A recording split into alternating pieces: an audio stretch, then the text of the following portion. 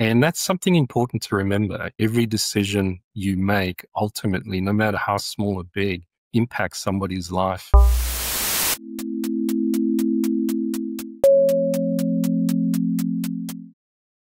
Hello, everyone, and welcome to the very first episode of CFO Forum Australia. I'm your host, Amit Arora.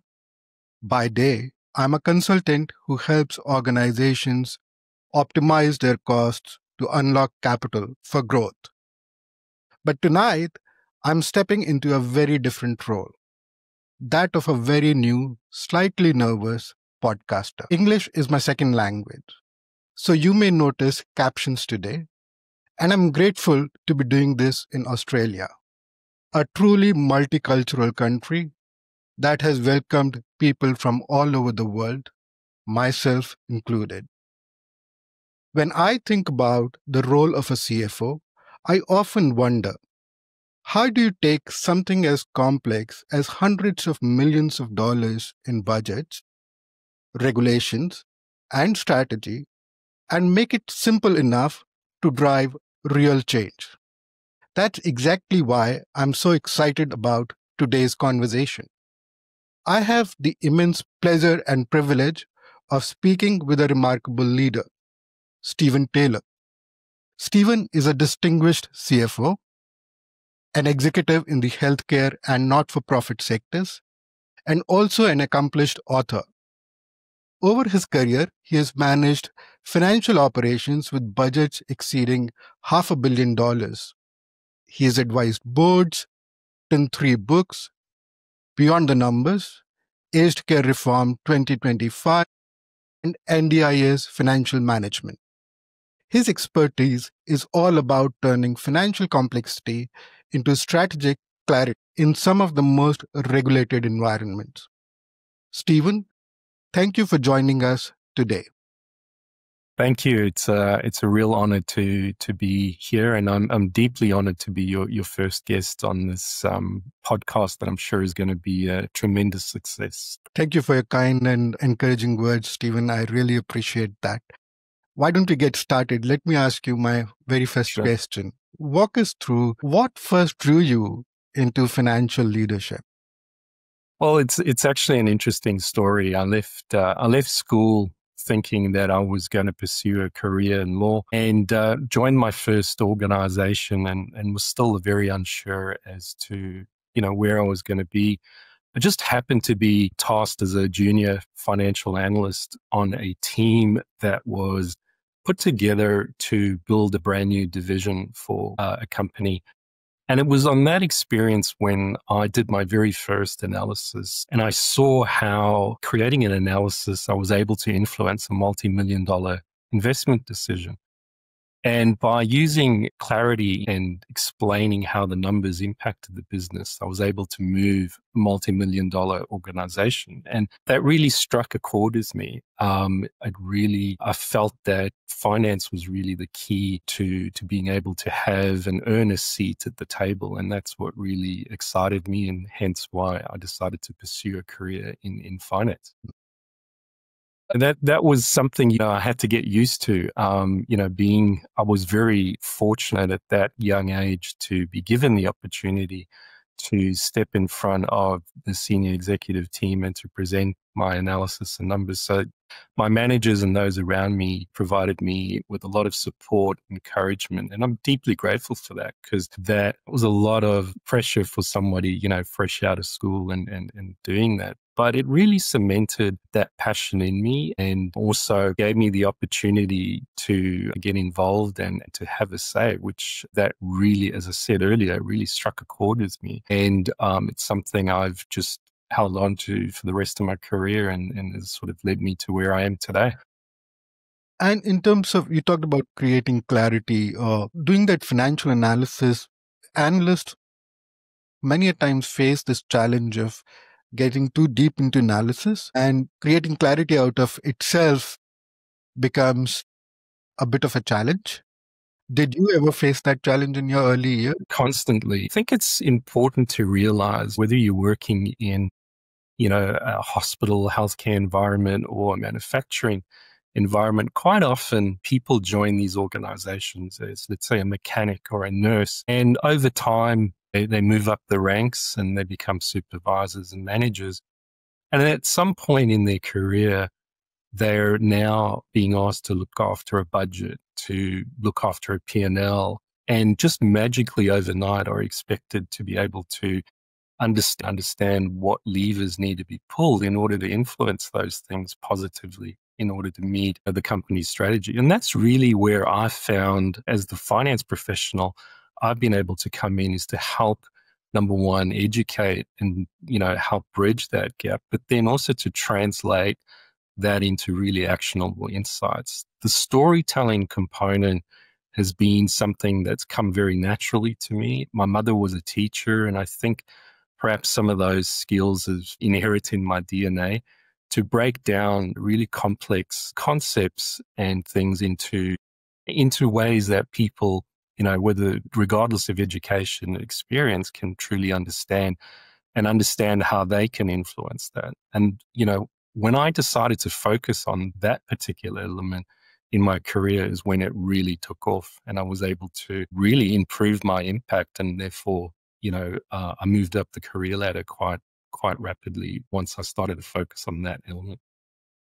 You seem to be a people's person, and this orientation for nurturing people in relationships, I think that's really helpful in creating that clarity as well. Would that be correct? Thank you. Yeah, I would agree. I mean, fundamentally, if you look at business, whether it's profit, not for profit, doesn't matter. Business is fundamentally about relationships, and that's all about people. And I think if you focus on that, that's when you develop the highest impact. Numbers are numbers. If I say to you revenue was $10,000 this month, what does that mean? Is that good? Is it bad? You look at trends, etc. It gives some scope and the story comes through it. And then when you put it through into NDIS or an aged care setting or a healthcare setting, there's a person, there's a life that's sitting behind that number.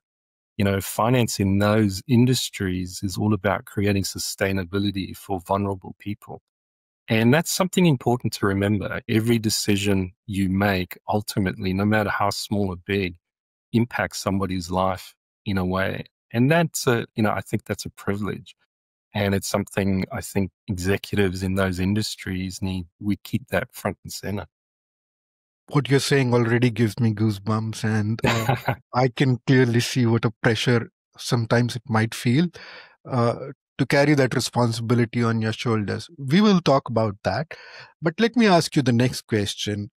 What were the key turning points in your career and your Yeah. growth to being a financial leader? I think, probably the most recent one that springs to mind is COVID. I think everybody around the world, can think back to that point. In Victoria, we had the longest lockdowns in the world. And spending time during lockdown created a lot of opportunity for reflection. And for me, up to that point, my career was predominantly in manufacturing, mining, etc., and learned amazing skills. But at that point, I felt I wanted to perhaps transition to an environment where I had a bigger impact, where I could really have a positive influence on other people's lives and to really feel a greater impact. And hence, that's what drew me further into the not-for-profit, the aged care, etc., healthcare space. And that's been extremely rewarding. So that was definitely a turning point. One of the other ones was when I inherited a finance team that let's say, was not operating optimally. Month end was taking 2 weeks. The management team didn't trust the numbers. They felt the finance team was acting like the policemen. The only time you engaged with them is if you coded your credit card wrongly, etc. The consultant, I've seen some businesses like that. So Yeah. I can So imagine. it was my role to really come in and change that, to build the confidence back in the finance team, change the mindset from being policemen to being more business partners. And that involved the finance team to really understand and take a walk in the life of the operations people to get a sense of what they go through. It's all fun and well to sit behind your spreadsheet and make assumptions, but assumptions are dangerous. If they're well founded, they're good, but sometimes they're not. And that can create a lot of challenges. So changing that finance team, really, bringing down the month-end process down to 3 days, improving the quality of the reports, and really helping them earn that seat at the table where executives kept saying, gosh, where's my business partner? Why isn't my finance business partner here? Transforming the way the business viewed us was also immensely satisfying, but equally challenging. It was a great turning point for me. So what it really highlighted to me, finance is not purely about numbers. It's, again, back to the people, back to the impact, helping the operational leaders execute on their mission. I think it's about helping people understand the why. So not just saying you must do it this way, but explain why that's better, and then rewarding and encouraging the behavior that you want. I also want to hear from you as to how you have learned from failures or setbacks. Yeah. Look, I think failures are, I don't look at failures as being failures. They're probably the best learning opportunities that we have. And I think you're spot on, Amit. It's about the mindset that we approach life with and things. One time I remember early on in my sort of leadership career, I was given a transformation program to lead. And I thought as the leader, I'd have to have all the answers. I had to be the smartest person in the room. So I walked in and I just started making calls and doing that very, very quickly. I alienated the entire team. And I got some feedback a couple months later, and I was quite blindsided, to be perfectly honest, and I was quite hurt. But after that sort of settled, I took the opportunity to really think about it and recognize that, yeah, the way I came across was perhaps not as very collaborative and so forth. So I changed my approach and I really focused on trying to learn how to ask good questions instead of just providing answers.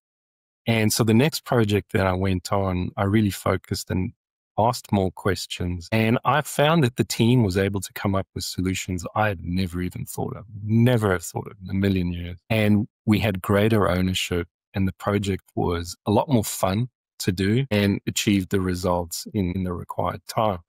So it was a really good experience for me. Again, a reminder that it's about people and how you come across, and don't expect to have all the answers. People come with different approaches. I think one of the most humbling experiences is to teach children. In my spare time, I train in Brazilian Jiu-Jitsu. And I can tell you, you go and train 6 to 10-year-olds or try and teach them something. You'll probably get the most honest feedback you've ever gotten in your life. And it's pretty challenging. So I think if you can survive that, you probably survive anything, to be honest. And I was very conscious over my career. I've had experiences where I was given autonomy, and I've had experiences where, let's say I was micromanaged. And reflecting on the outcomes of that, the instances where I was given the autonomy and the permission to make mistakes was where I succeeded the most. And I've learned from that personally and have tried to instill that in my team. There was a very famous study conducted by Google a number of years ago where they looked at all their teams and were trying to identify what was the secret sauce that made them successful. And what they discovered was that trust was the number one factor that created the most successful teams. So I've always had that in the back of my mind, is to try and create an environment where trust is critical. It's encouraged. And quite often it's that the ability to fail, failure is part of the learning journey. And, it's a requirement. So I think empowerment through letting people come up with ideas, share ideas, be respectful for each other, and to try things. There's many times where I've thought, yep, that's a slam dunk, that's going to work. And boy, oh boy, did it fail. And you wouldn't have discovered that. And trial and error is part of the process. So I think it's a recognition that yeah, you've got to do that. And to expect perfection out of the gate is, I think, is just, it's just not realistic. Yep. Great. And you mentioned when we started the conversation, people behind the numbers. And in healthcare, in aged care, that's even more complex, right? That can be sometimes, a huge responsibility to carry. And as a leader, everything that you do impacts people in their lives in ways that's difficult to comprehend. But then that also requires a lot of emotional resilience. How did you deal with it?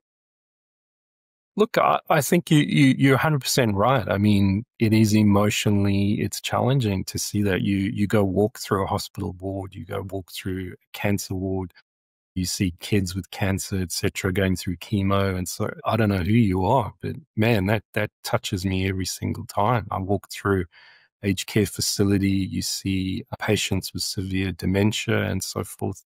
You cannot help but feel, you know, something. It's difficult at times. And for me, it's really just focusing and understanding that you want to make a difference in those people's lives. You want to make it positive, not only in your direct patients, etc., but equally their families, because they're going through it as well. That's such a hard thing to go through. The best thing we can do is try and create an environment that is, safe, is as pleasant as possible. It's not always possible. It's not always easy, but I think we should, there's a calling for us to try, and that's exactly what we should do. Hear that call and strive to do that. And what do you do to kind of bring that empathy and that sensitivity into your work, which is about, Yeah. financial planning, crunching numbers? Yeah. Merging those two might be a big challenge. I can't even imagine it. It is a big challenge, but I think is to continue to create, to see the impact of the numbers. So I'll give you an example. Just this week, I spent time in the kitchen with a kitchen manager looking at what it's like a day in their life. I encourage every single person in my finance team on a quarterly basis to go and spend time with a nurse, with a doctor, with the maintenance crew, to see what it's like and really, really understand when they're asking for a capex for shower stool or something. Why do they need that? What does that look like when that's in place? Go and meet the residents. If you're going to go have your lunch, go have it in the downstairs, go meet the residents, go for a walk. I don't want to see you 8, 10 hours a day buried behind your spreadsheet. I want to see you engaging, walking around, because once you do that and you have an appreciation of what a nurse goes through, a unit manager, etc., the decisions that you're being asked to make are so much more impactful. You can do it with insight. You can imagine what it's like, but until you actually go through it and see it, the clarity that comes from that, it cannot be, it's you have to have that, I think, in order to make effective decisions, especially in these vulnerable environments. I think that's a great takeaway. Spending time with the business, with the operations, the work that they do, and how it impacts lives really, really must make people more sensitive in terms of being cognizant of the impacts of what they will put on a spreadsheet. Absolutely. Let's talk about your book, Beyond the Numbers. What do you think CFOs often miss in Yeah. their roles that Beyond the Numbers kind of focuses on? I think finance traditionally has been seen as sort of the historians of the business. So quite often I would see CFOs going to boards and talking in historical perspectives. This is what the financials looked like last month, et cetera, et cetera. And most times you look around the boardroom table and most people are nodding off and it's, oh gosh, it's the numbers, who cares? It's really about translating those numbers into, what does this mean for the business? How does this impact the business? And I've found when I present to boards, et cetera, and saying, okay, this is our P&L last month. This is what the impact it has in the next 3 months, in the next 5 years. In terms of that CapEx, that investment we were going to do, this is how it impacts that. So when you start changing the conversation and, not focusing 80, 90% of the conversation on what happened in the past, but using it as a stepping stone to talk about the future, the impact on strategic projects and so forth. A lot of people are more engaged, involved in the conversation. And I think ultimately you get a much more impactful result coming out of those board meetings that empowers that executive team in order to execute and drive things forward and really meet the strategic goals that have been set by the board. Does that also lead to the kind of listening that you get from your executive boards or CEOs, going from a finance function that was only talking about the past, how we have performed, to talking more about the future and what the impact is for the strategy? Does that change the listening for the finance team? 100%. And also, I think there are a few subtleties that are important. It's also breaking down acronyms, not using acronyms, not making assumptions that everybody knows what EBITDA is or gross profit, but using simple terms that people can understand and can relate to. When you translate the conversation in that manner, that it's simply understood, you get engagement. I think back to my example before, early on when I said, the nurse, for example, is, she joined and all of a sudden she gets promoted. She might even become an executive at some point. And there's this assumption that they're all across finance, they understand everything. Nobody wants to admit they're wrong or don't understand, not in a meeting. They're embarrassed, right? And we all experience that. So they just continue nodding their heads. And, as the finance person, you're just seeing all the nodding heads and you're like, yep, everyone's on the same page. Great. And they just keep charging on, not realizing that no one's on the same page and you're not being effective as you think you are. So it's really about using simple language. Also, as I mentioned earlier, it's the business partnering. So it's teaching the rest of the finance team that when you engage with whoever, that you can articulate the budget, you can articulate where we're going, what we're doing in a way that, the person in the maintenance team can understand regardless. So I think once you've got that and you've got everybody in finance speaking in the same way, driving things forward, you're going a long way in helping that organization move forward to achieving its stated objectives. So it's critical. And, that might also lead to challenges. As a consultant, I remember working with a finance team who was trying to change their voice, and the business thought that it's just an accounting team. They're more of a back office function. And many a times we would hear things like, will the finance now tell me how I'm going to do my job in the future? Have you heard something like that? Did you face All those the challenges? time. All the time, Amit, unfortunately. And you're right, it is a journey. And, you need to break down those barriers. And quite often the start of that is just showing that you've got an interest, just going and listening, going to the meeting, walking in their shoes. But then I think step 2 of that is to put on lunch and learns. So as an example let's talk about, what does EBITDA mean? Why does it, so put on a half an hour lunch and learn, invite everybody to it and build up the financial literacy in the organization as a whole. And then ultimately you'll find the quality of the conversations just improving and increasing. The first time an operations manager mechanic says, well, what about EBITDA or the CapEx ratio to this and that? My goodness, boy, heads turn. But how they feel amazing and the quality of the conversation just goes up. Imagine your entire organization from the receptionist all the way to the CEO starts talking about like that. I mean, ultimately, I think we need to remember the language of business is numbers. If you don't understand your numbers, you are at a severe disadvantage.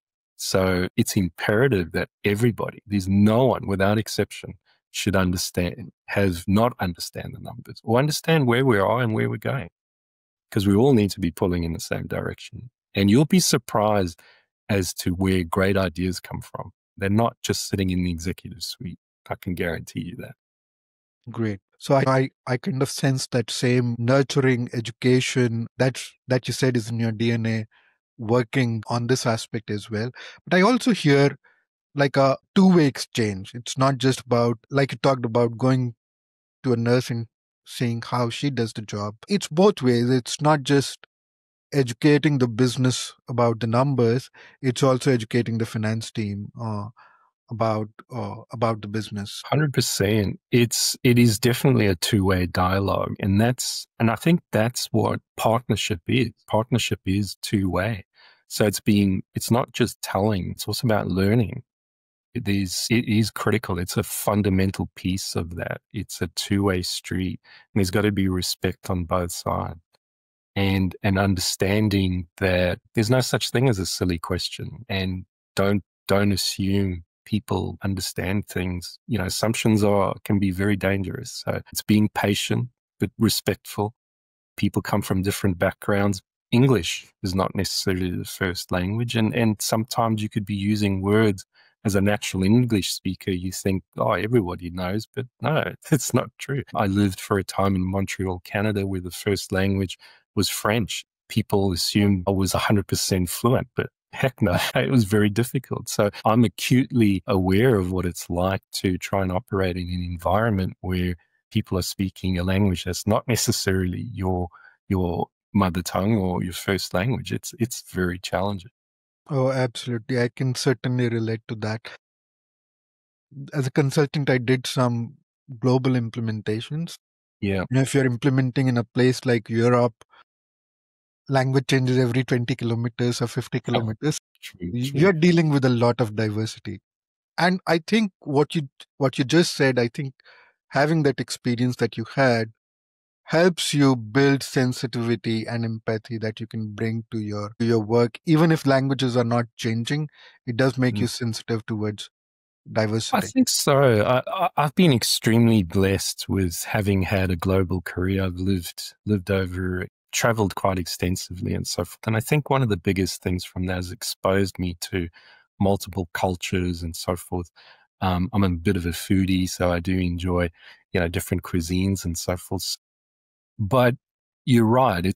It's led me and opened my mind to new experiences and so forth. And, I quite enjoy that. I've always gravitated towards that. And I think, opening yourselves up to new experiences and ideas and thoughts is critical, especially in this day and age where things are changing so fast and rapidly. It's too dangerous to not be open to different ways of thinking. You can very quickly find yourself being irrelevant in some respects. So I think that's it's for anybody, let alone an executive, but anybody in today's world. I encourage my kids too, as well, to get out and experience as much of the world as they possibly can. Changing gears. Yeah. Uh, how do you think about sustainability when it comes to aged care? What are the financial levers for sustainability in aged care? Look, specifically in an aged care sense, there's probably three critical ones. One is your occupancy. Secondly is your workforce efficiency. And thirdly, probably your revenue maximization from government funding. So those are the three key ones for it in the aged care sector. I've had a few interesting conversations over the last few months where I do a lot of work, obviously, in the not-for-profit sector, and I was shocked when a number of executives, board members, etc., said, "Well, you're a not-for-profit; you shouldn't be making a profit. That's a bad thing." That really I found really surprising because at the end of the day, the aim is to be sustainable. So to continue the mission, to continue to deliver that indefinitely. And the only way to do that is to be, at the end of the day, to be able to create a profit. And that profit is not taken out by the executives and, to go buy a new AMG. It's reinvested in business to bring on new staff, improve the quality, expand the program offering to have a bigger impact. So, you have to be able to do that in a manner that is sustainable. So you have to have very clear commercial mindset in order to deliver that.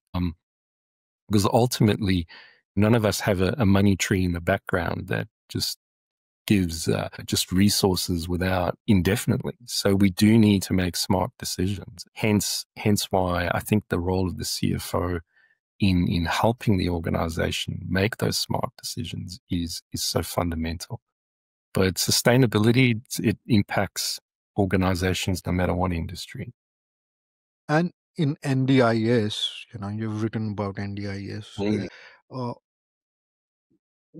what makes financial management? What are the challenges there? What makes it So challenging? NDIS is particularly challenging in the sense that your revenue's not guaranteed. It's really a function of utilization by the individuals, and that can change on a daily basis. So you can see, I've seen organizations that are financially great one month and the next month, not so much. Throw on top of that a lot of compliance, a lot of reporting, changing rules, etc., large workforces. It's a very complex and challenging environment. So liquidity becomes critical. So you have to have a very good sense on your liquidity and management. You need to be adaptable. You need to adapt very quickly. And that is hard. You need to have very robust processes, people trained in a sustainable mindset, etc., managing your rosters and so forth, which is critical. And if you fail at that, at the end of the day, somebody is not going to receive the care that they need. And, that's an outcome I think nobody wants. Break that down for us. How do you build resilience into that function where utilization is not very predictable? Well, you got to start, I think, with a solid financial model and so forth that's really fed in from operations. Once you've got that, then there's a series of scenarios you would work through. Then you need to identify what are the most likely outcomes, and then to build contingencies around that. So it's trying to predict the worst, but have the contingencies available to you that you could turn on and off in order to mitigate any of those risks. You can't do it all. It would be great if you could just hire people overnight or whatever the case may be, and that quite often is not the case. But to build the relationships with other organizations and people that you could reach out to perhaps provide support as and when needed. But it's not putting your head in the sand. It's having an honest look to see, okay, what could happen, what has happened in the past, what did we try, what worked, what didn't work, and then building those contingencies and plans around, and then making sure that that is well understood so that it can be executed. It's not everybody's running around looking for somebody to lead. It's, oh yeah, this has happened. This is what we do. Here's the checklist. Let's work through it. Yeah. So the strong and detailed contingency planning and risk Yeah. management, is that what I'm hearing? That was the key. I think that's the secret sauce. Yeah, I would say that's probably the start of it. But I think the execution and understanding from top down all the way through, that everybody understands how they play a part in that plan so that it's well understood. It's not just sitting in the CFO's head or in their drawer or in their laptop. It's understood, and perhaps some role playing, some scenario war games or something like, okay, if this happens, this is what we're going to do, and work through it and constantly refine and adapt. And is that where strong processes, well-established processes also help you execute better? 100%. I've always looked at it, it's about the process first, then putting the people on top of the processes, and then ultimately adding technology to that in order to strengthen that. But your processes are the first place. They have to be. If your processes are weak or cumbersome and so forth, companies tend to just throw more people at it, and that just creates more issues. And then the worst thing you can do is try and replicate that with technology. Build a new ERP that's just replicating bad processes. I'm sure you know all about that. That's a recipe for disaster. So it's also remembering that it's not a do it once and then just forget about it. You've got to constantly refine, constantly review, constantly adapt. So being highly adaptable is also fundamental. I can so well resonate and relate to what you're saying. I have seen organizations do this over and over again. They don't work on their processes. They expect their ERP or new technology will take care of it all, and Yeah, then at the end of it, there's a catharsis moment, to say the least. But I think you gave us some great takeaways there. You talked about contingency planning, risk management, and all of that can be done on strong processes, because if you do have good contingency plans and good risk management plans, if you don't have processes, those plans would probably remain plans, right? absolutely. You know, the best intentions are just that. You do need to work those processes and as I said, constantly refine it. And it's got to be understood. It's got to be clear. We tend to overcomplicate things constantly. I've just completed an ERP project quite recently, and boy, oh boy, you know, once you get going, it's funny how our natural tendency as humans is to overcomplicate things because we're trying to imagine every possible scenario, and yeah, it's not necessary. What other lessons can you share with us from these sectors like not for profits, Yeah, NDIS, aged look, care? I think fundamentally, you know, the not-for-profit, the NDIS, aged care, they're really highly regulated industries. You've got to be your forecasting and your liquidity management has to be really top notch in order to really survive and do well in those environments. And I think that will plays out quite nicely to other industries. And what I sense is my prediction, and it's tied to probably AI and so forth and the changing workforce in the next coming years. I see more government regulation coming down, not into other industries. So into industries potentially that haven't had necessarily strong, you know, government oversight or input. I think that's going to change in the coming years. And if you've, you know, that can come as a bit of a shock, and it will be a big change piece for a number of organizations. So I think that's something that more and more industries are going to be faced with, and it'll be an interesting transition for them. Yeah, and I think that creates several challenges, right? One is, of course, the dealing with the change that the regulation will bring, but it also creates additional costs, right? So, in 100%. so would the finance functions need to be more fit? Absolutely. Look, you know, if you look at aged care in particular, we've got more and more compliance, but equally at the same time, big push to keep the finance function down, not just to add more heads. So we've been challenged with, you know, looking at our processes and so forth, being able to do more with less, but yet meet all our compliance requirements. We've got a new Aged Care Act coming as of 1 November, and tied to that is compliance that will impact us financially. So if we don't meet certain care minute targets, there is potentially a financial pullback. So that's a very real thing. So we need to be able to report compliance. It's also going to be subject to external audits. So it has to be accurate. So the reporting requirements that are required from finance are greater, but also you got thinner margins coming through. So, you know, you got to be very conscious of putting on other staff, especially if they're, you know, not generating revenue. That's challenging. So the way we're doing it is we're investing a lot of time in learning about AI, learning about AI bots and so forth, technology, how to use that, refine our processes, make things simpler so that we can achieve more, have a bigger input without necessarily increasing headcount. Great, great.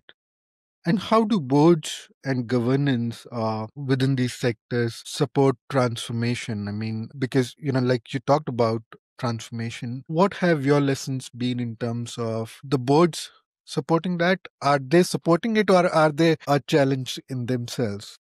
Yeah, it's look that they've been challenging. It's some boards have recognized that transformation is required, and are open, quite open to the risk and recognize there will be some bumps along the road. I've also had the experience where boards are, almost petrified by the risk, and that has prevented them from making decisions and moving forward. And in my view, has held them back in a lot of instances, and has probably, put their organizations at risk. I'm not saying to go, blindly, step, cautiously, but I think putting your head in the sand and pretending that the world is not changing, there are incredible changes going through in our world in both technology and non-technology space, to pretend that that's not happening, I think is terrible. So it's quite often I'm finding the role of the CFO, it's about, articulating that risk to the board and showing them a path forward, and selling them on that idea. Sometimes with success, sometimes with less so. But I think boards, directors as a whole, have a they need to educate themselves and really get a sense of what's happening and how they can help the executive team and empower them in order to meet those challenges head on. Yeah. And I think education and empathy, even for senior leaders in boards, understanding where exactly they're coming from, what their needs are, must be helping, right?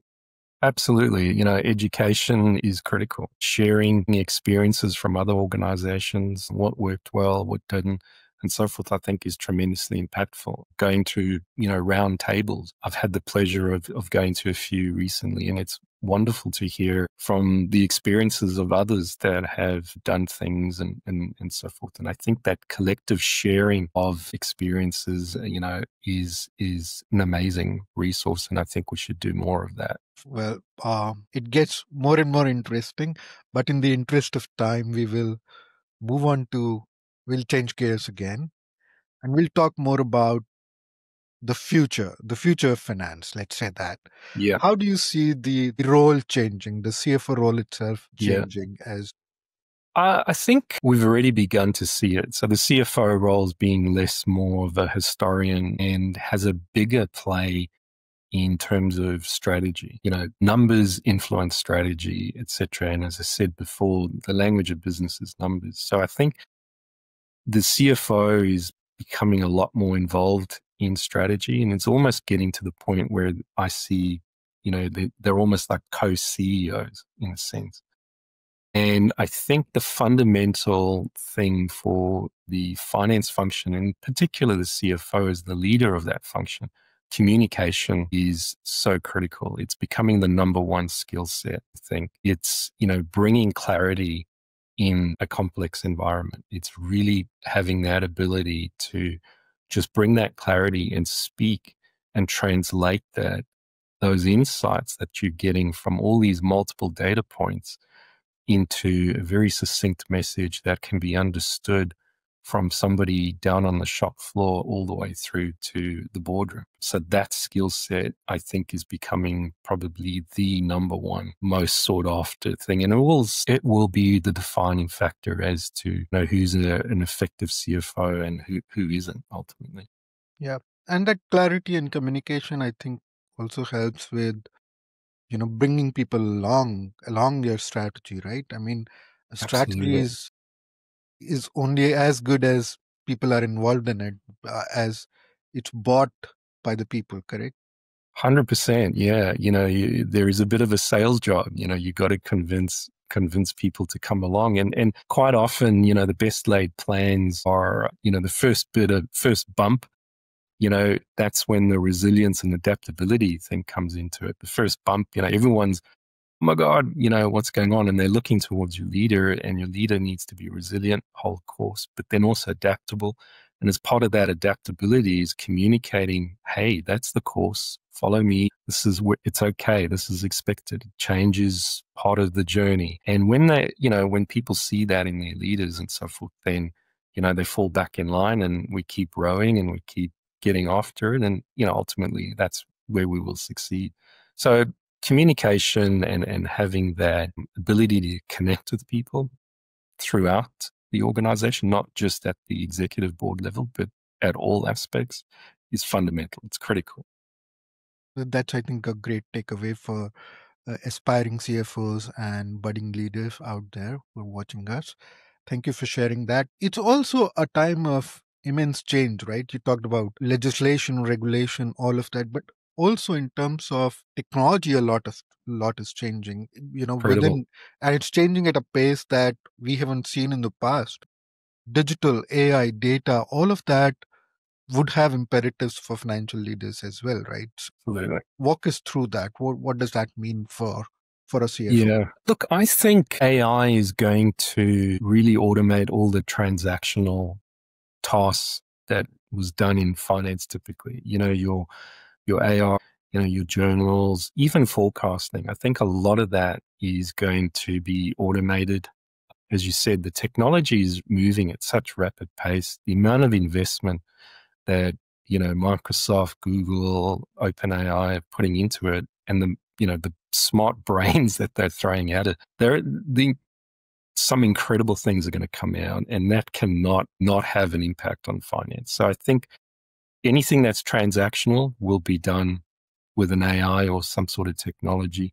Where again, the CFO and the finance team plays in is, bringing the insights that all those reports and data points provide and translating that into what does this mean for operations? How do we move the needle with these insights and helping, communicate that and helping operational leaders being a lot more effective. So that's where I see finance and the CFO, et cetera, having a role to play in the future. But we're going to be managing, I think, AI agents and so forth. So it won't just be, human people working in the finance function. I think there'll be probably a whole host of, agents as well and so forth. So it's going to be an interesting skill set by the end of it. And in terms of AI doing the things, would then the role of the CFO and the finance team also include providing kind of the ethical guardrails uh, That's to an the work that? interesting point. Yeah. I mean, we are meant to be, the tellers of the truth. So, an ethical component for sure would come into it. I think it's on us to call it out if we see misuse and so forth. So, I think there is definitely an element to that. I think the IT function has a role to play in that too. And quite often I've been in CFO of looking after the finance team, but equally the IT team. So I think, possibly, probably makes sense for the CFO to be maybe the ethical guardian of the IT, AI, etc. So I think that you can make a pretty strong case for that. Okay. In terms of aged care and NDIS, what's ahead? You were talking about a new regulation starting November 1, but there Yeah. must be others as well. You guide us just through what's ahead for aged care, for people who are not from the aged care background. Yeah. So, aged care is going through a particular, we've had a lot of reform come through. We've got a brand new act that's coming into play from 1 November. It's bringing in with it compliance that we've never had before, also a change in funding. And that's going to fundamentally change the operations. The government is also pushing more at-home care. So trying to keep people at home and provide support to them at home. And that's also changing the model somewhat. You've now got practitioners having to travel to people's homes, deliver that care in home, and obviously that has its own unique challenges. So this is all new. So there are a lot of things I think that, we have to go through and experience and see what works, see what doesn't. Ultimately, this isn't the last bit of change, obviously. I suspect, in 12 months or so, there'll probably be some other major reforms based off of the key learnings that we're about to go through now. It is probably my last question, but it's one of the most important for me on this show because I know, some of our viewers would also be aspiring CFOs. My question would be, what advice would you give to the next generation of CFOs? I think if I was starting out my career, and my focus would be less so on the titles, job titles and so forth. It's really about the experiences and trying to gather as many experiences as you can. One thing that worked for me was I volunteered for every project I could. If there was an ERP project going on, I volunteered to be on it somewhere. It didn't matter if it was a small role or a big role. I wanted to be involved. So if you see projects, go and volunteer, get the experience. Also consider getting experience outside of the core finance function. Go see what go work as a sales rep or something as well. Get a sense of what that's like. Bring some real world experience. I know at one point in my career, I went off and created my own business. I created a fitness in the fitness area, and it was an incredible learning experience. And it's reinforced the decisions and the quality of the decisions I make now as a CFO. So it's really about, I think, getting as much a variety of experiences, get that's critical.